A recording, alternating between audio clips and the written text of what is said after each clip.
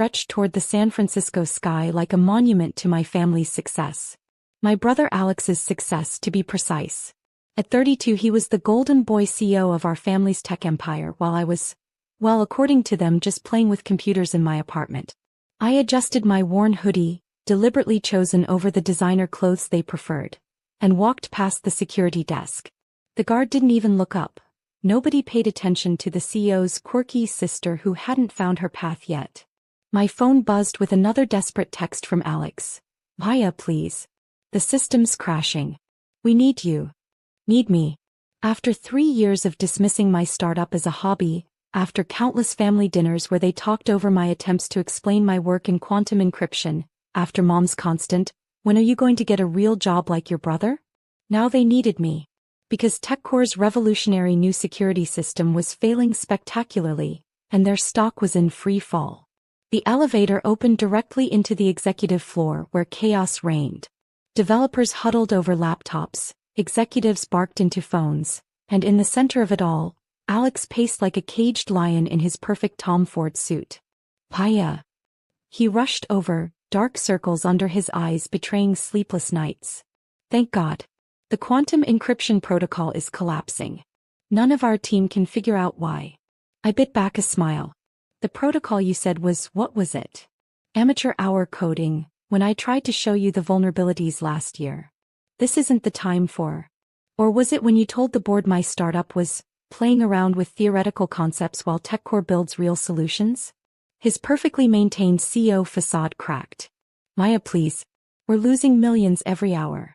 The government contracts, the banking systems, everything runs through this protocol. I pulled out my laptop, deliberately stickered with my startup's logo, Quantum Shield Solutions. Show me the system. The next hour was a deep dive into their code. It was exactly what I'd warned them about. Their quantum encryption protocol had fundamental flaws that my startup had solved months ago. Flaws they'd dismissed when I tried to point them out. Your quantum key distribution is misaligned, I explained, pulling up my own code for comparison. You're losing coherence at the quantum level. That's why the system's failing. Alex leaned over my shoulder, his expensive cologne mixing with the scent of desperation. Can you fix it? I already did. I showed him Quantum Shield's solution. 6 months ago. Remember? When I tried to get TechCore to partner with my hobby startup. He had the grace to look embarrassed. Maya. The solution you need? I closed my laptop. It's patented. By my company. The executive floor went quiet. Alex's face paled as understanding dawned. The sister they'd dismissed as unfocused, the startup they'd mocked as a hobby, we owned the only working solution to their crisis. My phone buzzed again. Mom, this time. Darling, are you helping your brother with his little computer problem? Family has to stick together. Little computer problem. Right. The same way my quantum encryption breakthrough was just playing with codes. I texted back. Actually, I'm discussing a business proposition. My company may have a solution TechCore needs. Alex was already calling an emergency board meeting. Whatever you want, he said quickly. Name your price. I stood up, smoothing my deliberately casual clothes. Oh, I will. And Alex, you might want to warn the board that this time, they'll be negotiating with a CEO, not your hobby coding little sister. Through the glass walls, I could see San Francisco stretching out below, the city where I'd built my company while they'd built their assumptions. They thought I'd been playing, but I'd been planning. And now their billion-dollar empire needed my hobby to survive. The following week's technology headlines told the story better than I could. TechCore announces partnership with Quantum Shield Solutions. Quantum encryption breakthrough saves tech giant. Silicon Valley's new power player. Maya Chen's rise from hobby coder to tech savior. I sat in my new office, formerly Alex's corner suite with its panoramic view of San Francisco Bay, reading the press coverage. The door opened without a knock. Some habits die hard. Maya, Mom swept in, designer handbag swinging. We need to discuss this situation. I didn't look up from my tablet. The situation where my hobby saved your family's company? Or the situation where I now own 30% of TechCore's revenue stream? This vindictiveness, she perched on the edge of a chair. It's not becoming. Your brother is devastated. Devastated. I finally met her eyes. Or embarrassed that his quirky sister just became his boss? Right on cue, Alex appeared in the doorway, looking uncomfortable in business casual, part of my new company culture changes. No more suits unless meeting clients. The technical team needs your approval on the quantum protocol integration, he said, not quite meeting my eyes. Put it in the queue, I replied, turning back to my tablet. Like I had to do every time I tried to show you my work over the last 3 years. Mom's perfectly maintained composure cracked slightly. Maya, please. We're family. Funny, I pulled up an old email on my tablet. That's not what you said when I asked for TechCore support last year. What was it? The company can't risk resources on uncertain ventures just because of family connections. Alex shifted uncomfortably. That was different. We didn't understand. No, I cut him off. You didn't try to understand. You were too busy being the golden boy CEO to notice that your hobby coding sister was revolutionizing quantum encryption. My phone buzzed. A message from our new head of PR. Google wants to do a feature piece. From dismissed to dominant. The Quantum Shield story. Perfect timing. I showed them the message. Mom, you'll love this part.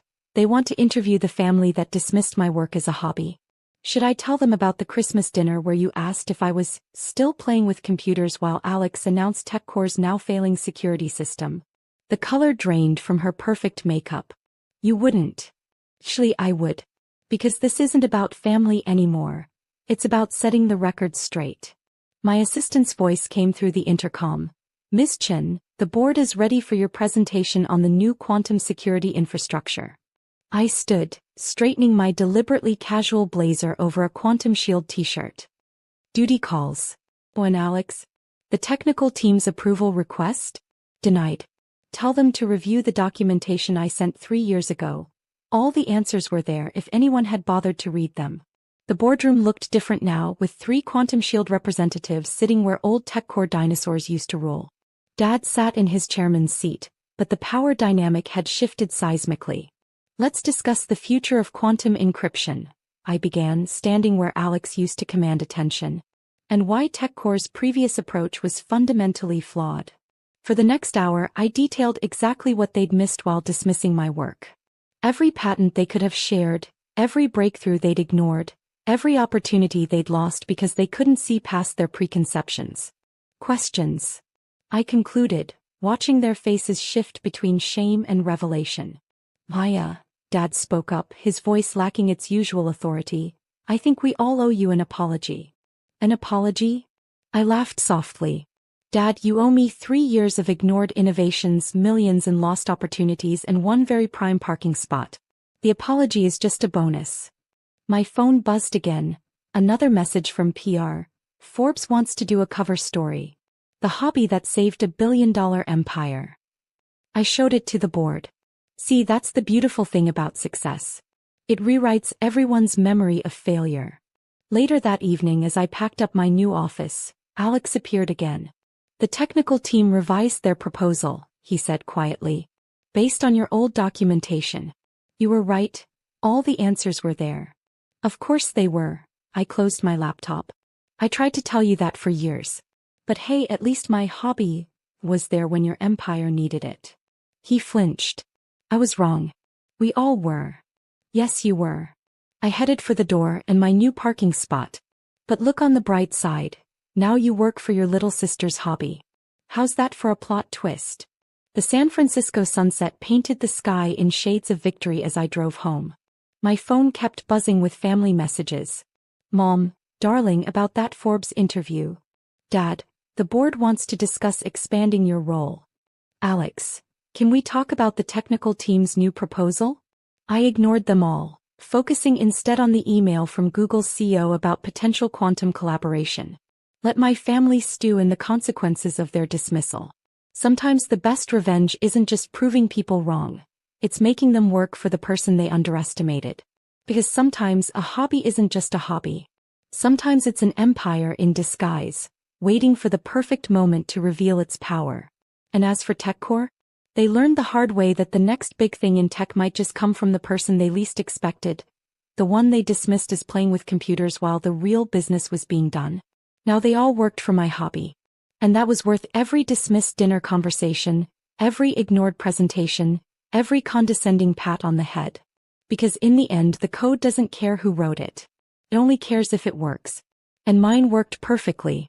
3 months later, I stood on stage at the World Technology Summit, delivering the keynote speech that was supposed to be Alex's. The audience, filled with tech giants and venture capitalists, hung on every word as I explained how Quantum Shield's hobby code had revolutionized cybersecurity. In the front row, my family sat watching. Mom had finally stopped trying to fix my casual tech CEO style. Dad had stopped introducing me as Alex's sister, and started using Quantum Shield's founder and TechCore's savior. And Alex? He'd learned to knock before entering my office.